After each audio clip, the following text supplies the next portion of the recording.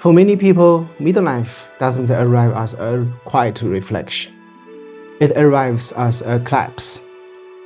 A job loss, a failed business, a divorce, a sudden drop in status. What hurts most is not the money, it's the feeling that everything you worked to become no longer counts.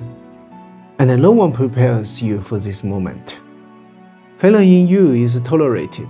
Failure in midlife feels unforgivable. You are expected to be stable, experienced, settled. So when things fall apart at 40 or 50, shame quickly flows. You don't just feel loose, you feel disqualified. Ancient cultures understood this moment far better than we do today. In Chinese thought, there is a saying, 30而立，40不惑，50知天命。40不惑 means at 40, one is no longer confused. This is often misunderstood as confidence earned through success. But originally, it meant something else. It meant reaching a point where external definitions stop being reliable. Not because you won, but because you have seen how fragile winning really is. Failure often brings this clarity faster. When success disappears, identity collapses with it. I was someone.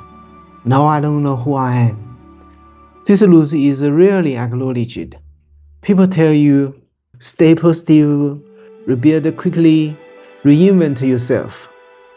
But inwardly, you are grieving a version of yourself that no longer exists. Ancient wisdom didn't rush this grief. In ancient India, life was divided into 4 stages. The third stage was called Vanaprastha, meaning going to the forest. This was not about disappearing. It was about stepping back from false missions. Status, titles, public recognition. Losing them was not a disaster. It was part of the transition.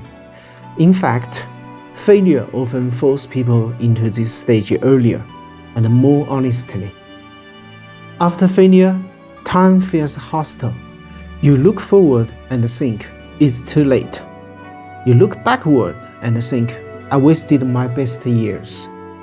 This is not a regret. This is panic. Ancient cultures addressed this directly. Midlife was never meant to be a second use. It was meant to be a different orientation. After loss, not being confused means no longer chasing validation, no longer trying to prove worth, no longer mistaking space for direction. This clarity doesn't feel triumphant, it feels quiet, sometimes even empty. But it is the ground from which a different kind of life can grow. Not everyone is meant to peak only once, and not every collapse is a mistake. Some lives are structured so that ambition burns out first, so discernment can appear. Ancient wisdom never promised it success. It promised the realignment. If you are in midlife and feel discarded by the world, you are not alone, and you are not late. You may be standing where ancient cultures expect people to stand, between what no longer works and what has not yet taken shape. This space is uncomfortable, but it's not meaningless. It's the threshold of a quieter, true way of living. Midlife loss is not the end of a life, it's the end of a story.